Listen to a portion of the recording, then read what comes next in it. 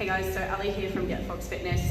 In my last video I recorded for you guys was a foam roller floor press that was designed to help with shoulder mobility. Obviously the shoulders ball and socket joint that's quite complex in the body. It's able to perform quite a few movements, and that's just one fix for certain problems such as tight chest and not getting the depth or the stretch that you want. With movements like a bench press or a push-up. So check that out. That's a really good quick fix for anyone that's maybe experiencing shoulder pain instead of feeling the activation in their chest when they press. Today what we're going to do for you is a hip mobility drill using a resistance band. So this is really good for anyone that's coming across a certain sticking point when they squat. Most certainly if you describe having like a clicky feeling or a tight feeling in your hips, maybe you get like a pinch pain at the bottom of your press, this is really going to help to sort that one out for you. So in a massage setting, what I would do is facilitate this movement for my clients. So we call it joint distraction, so whereby we're taking the joint out of its close packed position so that really close in on the ball and socket there. We want to open it out a little bit and think of it like we're treating your body like a well-oiled machine. Okay, we don't want to get the joint and the tissues seized up and sort of grinding in on one another. That's probably where that discomfort, that pain, and that shortening of range is coming from. We want to make sure that everything's able to freely move. It's well oiled. It's you've got all your fluid, your blood and your tissues able to freely glide. Sorry guys.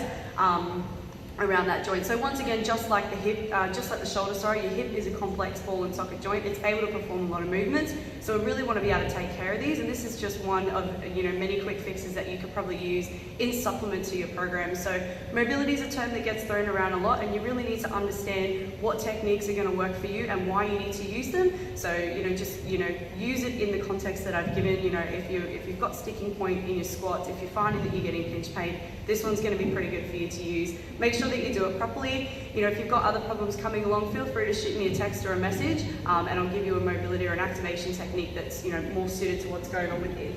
So what we want to do here, like I said, we need to get the hip joint into an open pack position, so not closed pack position. So we're going to use the resistance band here, pulling away from us to create that little bit of a distraction while I take my hips through range, okay? So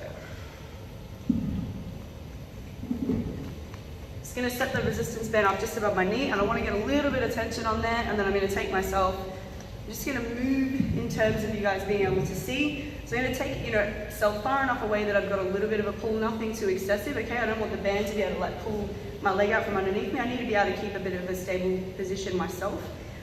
Keep the legs at 90 degrees. There's a little bit of distraction there. And then from here, I'm just going to take myself through that stretching range.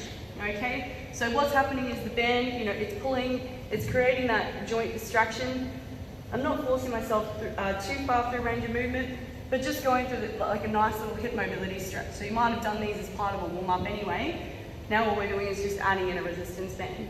What I want you to do is go to the part where you feel that resistance or maybe that pinching pain, where you feel like you get that sticking point, and just try and bounce with it or sit with it. And each time, each pass, you should be able to go that little bit further. Okay.